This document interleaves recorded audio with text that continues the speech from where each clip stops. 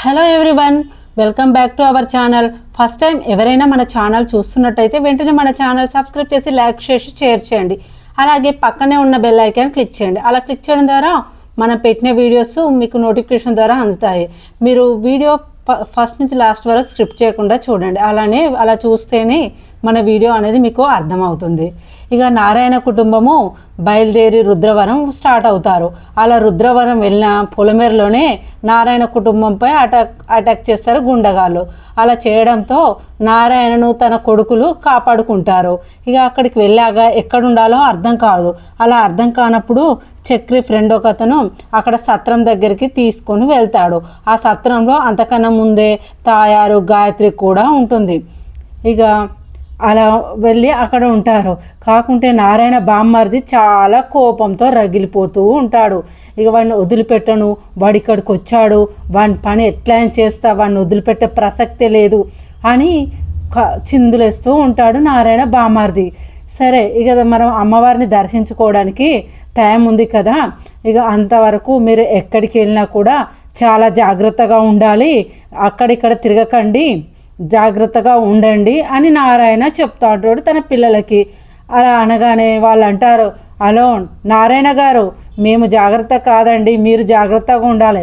పొలమూరులో అడుగు పెట్టగానే మీ పైనే దాడి జరిగింది, మీరు మాత్రమే ఎంత జాగ్రత్తగా ఉంటే అంత మంచిది అని చక్రి కేశవ నారాయణతో అంటూ ఉంటారు. ఇక అందరూ కలిసి ఒకే చోట ఉంటారు. ఇక అందరూ చాలా హ్యాపీగా మాట్లాడుకుంటూ ఉంటారు. ఎంత సంతోషంగా ఉంటారో.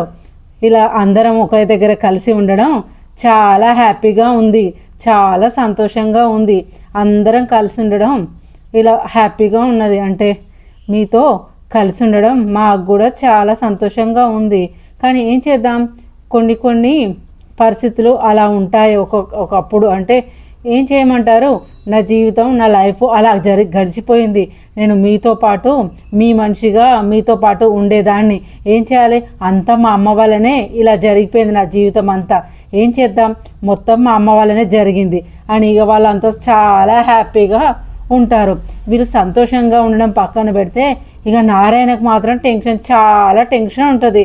మొహంలో కాలు ఉండదు అస్సలు. ఏ పక్క నుండి ఏ రౌడీలు వచ్చి దాడి చేస్తారో, నా కొడుకుల పరిస్థితి ఏంటో అని చాలా భయపడుతూ ఉంటాడు. ఇక నారాయణ బామ్మర్ది ఇలా అంటాడు, వాడు రాకూడదు, వాడు అక్కడే కథం కావాలి అని వాళ్ళ బామ్మర్ది అంటూ ఉంటాడు. ఇక రమణయ్య మాత్రం వాళ్ళు ఇక్కడికి రాకూడదు, అక్కడే కథం కావాలి, ఈ బృందావనం నేను మాత్రమే సొంతం చేసుకోవాలని నారాయణ అన్న మాట్లాడుకుంటూ ఉంటారు. ఇక ఇలా ఉండగా ఇక నారాయణ చాలా కోపంగా ఇలా అనుకుంటాడు, నేను తప్పు చేయనప్పుడు నేను ఎందుకు భయపడాలి, నా బామ్మర్ది దగ్గరికి వెళ్ళి వాడికి నా ధైర్యం ఏంటో చూపిస్తాను అని బయలుదేరి నారాయణ బామ్మర్ది ఇంటికి వెళ్తాడు. అలా వెళ్ళగానే ఎదురుగా తన భార్య ఫోటో కనిపిస్తుంది. అలా ఫోటో కనిపించగానే కళ్ళల్లోకి నీళ్లు తెచ్చుకొని తన ఫోటోకి నమస్కారం చేస్తాడు.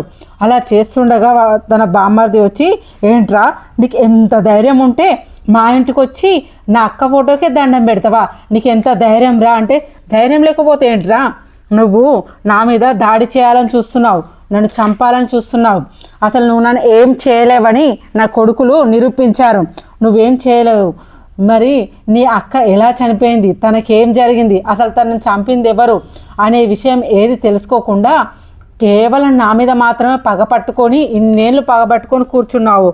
బామ్మర్ది అనగానే బామ్మర్ది ఎవరైనా ఉంటే బాబా బతుకు కోరుతాడు, నువ్వు మాత్రం నేను ఎప్పుడు దొరుకుతానా ఏంటా అని చూస్తున్నావు.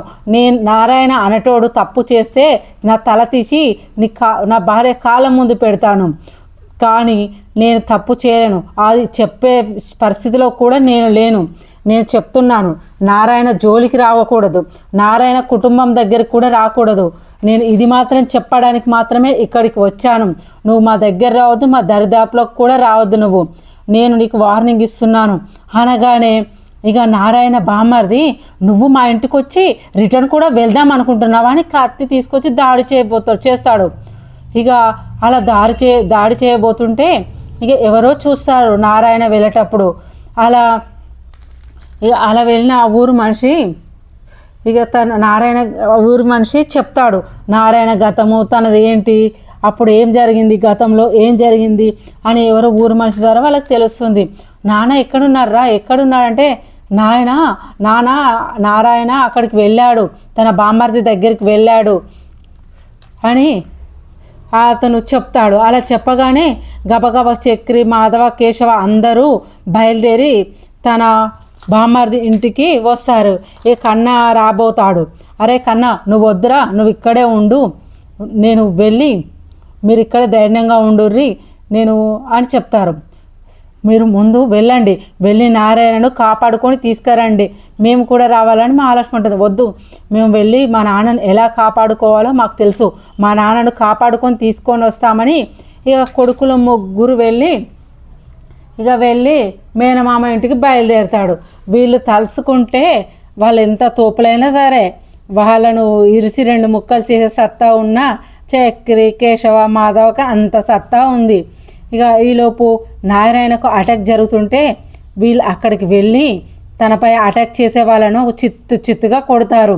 ఇలా కొట్టడం చూసిన నారాయణ బామ్మర్ది ఇలా అంటారు, మీ నాన్నను కాపాడుకోనికి వచ్చారా, వీడు మీ నాన్నను చంపేశాడ్రా, మీకు కొంచెం కూడా సిగ్గులేదారా, మీ అమ్మను చంపేసి వీడు మిమ్మల్ని అనాథగా ఎటు కాకుండా వదిలేశాడ్రా, ఇప్పుడు వీడిని ఇక్కడి నుంచి లేపెత్తనే కదా మీ అమ్మ ఆత్మ శాంతి పడుతుందిరా, నా అక్క శాంతించాలంటే, నా అక్క ఆత్మ శాంతించాలంటే వీడిని లేపేస్తేనే నా అక్క ఆత్మ శాంతిస్తుందిరా, ఇప్పుడు మిమ్మల్ని అడ్డు పెట్టుకొని నన్ను సాధించాలని చూస్తున్నాడురా, అసలు వీడిని లేపెత్తనే మా అక్క ఆత్మ అనేది శాంతి అవుతుంది.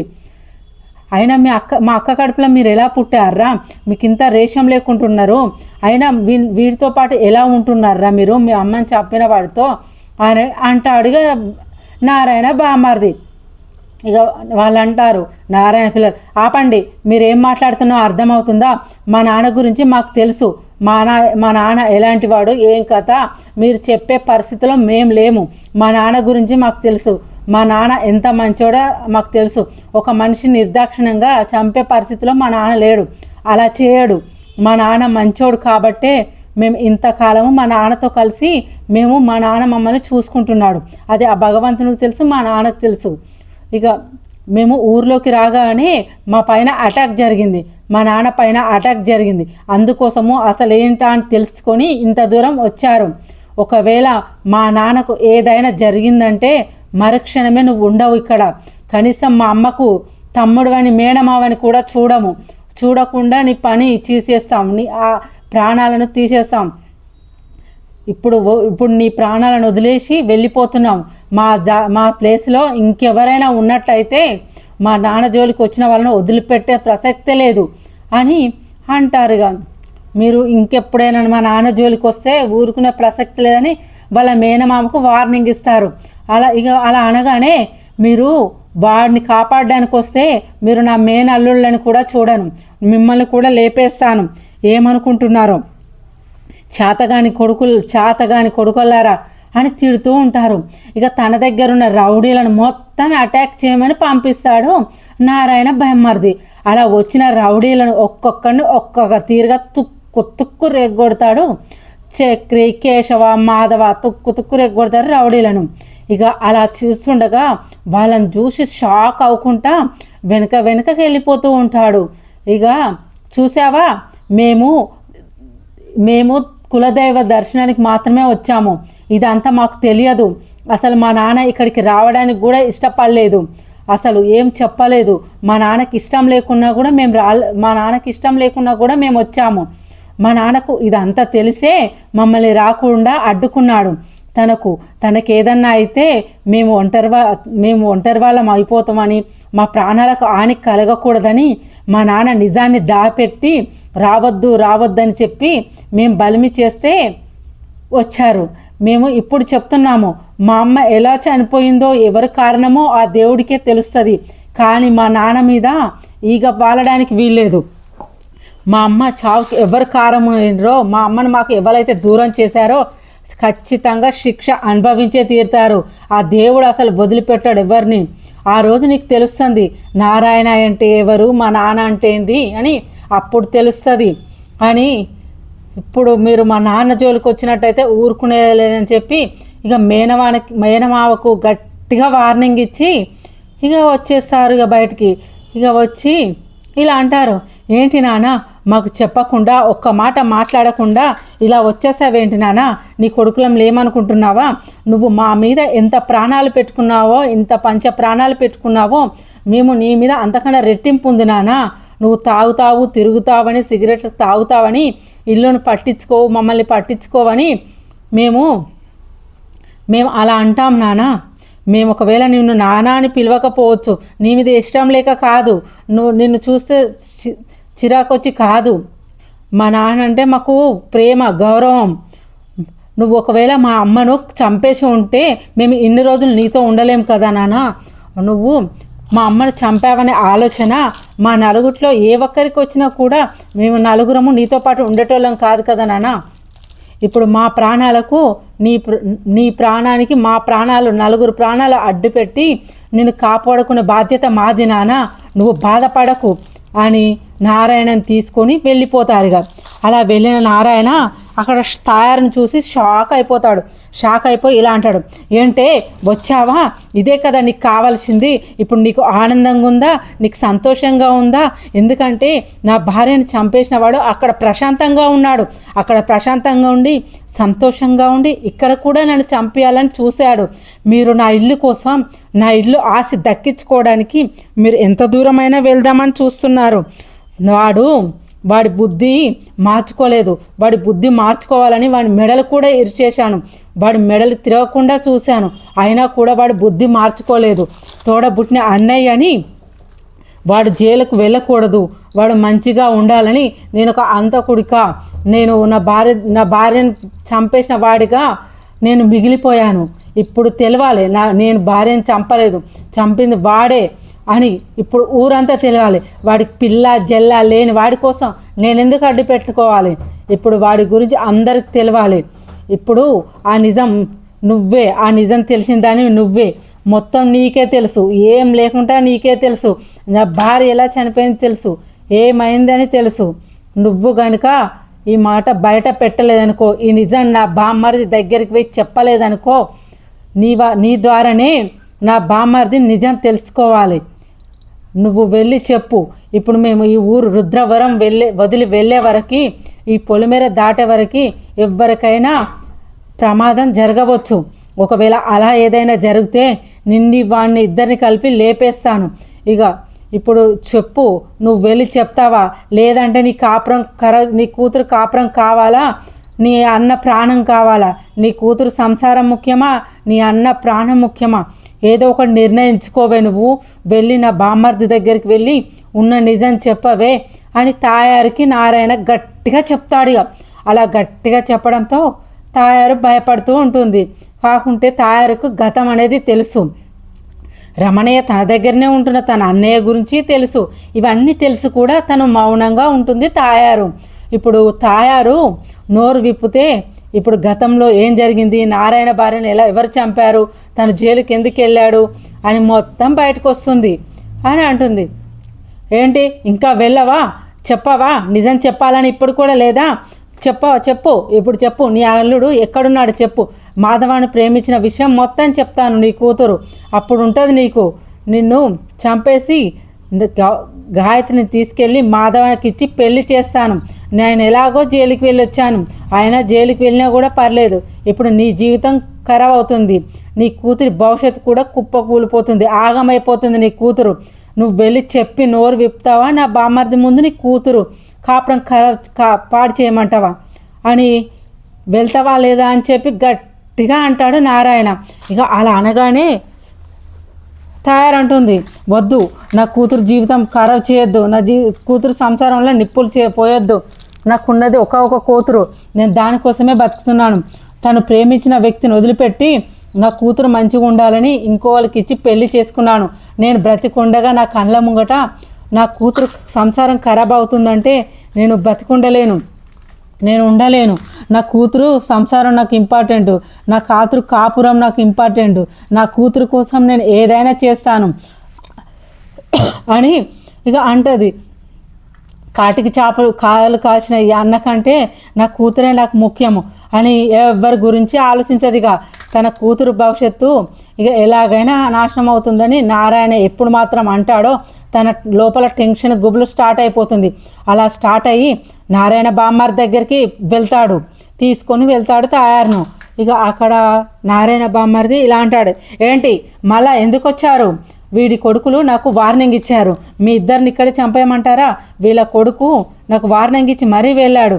వీడు నా అక్కను నాకు లేకుండా చేసి వీడు నా అక్క కన్న కొడుకులతో నా మేనల్లులతో వీడు గొప్పవాడిలా అనిపించుకొని తిరుగుతున్నాడు. అసలు వీడు జైలుకు వెళ్ళలేదట, వీడు నా అక్కను చంపలేదట. అసలు నా పిచ్చి అల్లుళ్ళు కళ్ళు మూసుకొని నమ్ముతున్నారు. వాళ్ళ అమ్మకు చావుకు కారణమైన పగ తీర్చుకుంటారనుకుంటే వీడు నా అక్కను చంపాడని నిజం తెలిసినా కూడా వాళ్ళు వీడికే సపోర్ట్ చేస్తున్నారు అని అంటారు. అనగానే ఇక నారాయణ తాయారు సప్పుడు లేదు, నోరు కూడా పిప్పదు. ఇక అప్పుడు నారాయణ అంటాడు, ఏంటే నోరు పిప్తావా, నీ అల్లునికి ఫోన్ చేయమంటావా? నోరు విప్పు చెప్పవే అంటాడు. అనగానే లేదు నేను చెప్తాను, మీరు మా అన్న నారాయణను అపార్థం చేసుకున్నారు అంటే. నేను నీ అన్న నారాయణ అపార్థం చేసుకోవాలంటే నీకేమైనా పిచ్చి పట్టిందా, మతి స్థిమితం చెందిందా అంటే, అవును మీరు అపార్థం చేసుకుంటున్నారు, మీరు చూసింది మాత్రమే నిజం అనుకుంటున్నారు. నా అన్న నారాయణ భార్యను చంపి మాత్రమే జైలుకు వెళ్ళాడనుకుంటున్నారు. కానీ నా అన్న నారాయణ తన భార్యను చంపలేదు. తన భార్య అంటే నా అన్నకి ప్రాణము. ఎప్పుడు కూడా నా అన్న భార్యను చంపాలి అనుకోలేదు. నా అన్న తన భార్యను చాలా ప్రేమగా చూసుకున్నాడు. తన భార్య అంటే తనకు చాలా ఇష్టం, పంచ ప్రాణాలు. ఇప్పుడు మేము బృందావనం మాకు కావాలి అని మా స్వార్థం కొద్దీ మా అన్నయ్య మీద మేము నిందలు వేశాము, మీ అక్కయ్యను చంపేశాము అంటే. ఏంటి ఇల్లు దక్కించుకోవడానికి, బృందావనం దక్కించుకోవడానికి నా అక్కను చంపేశారా? ఎవరు చంపేశారు చెప్పు అంటే, ఎవరంటే నా అన్న రమణయ్య చంపాడు.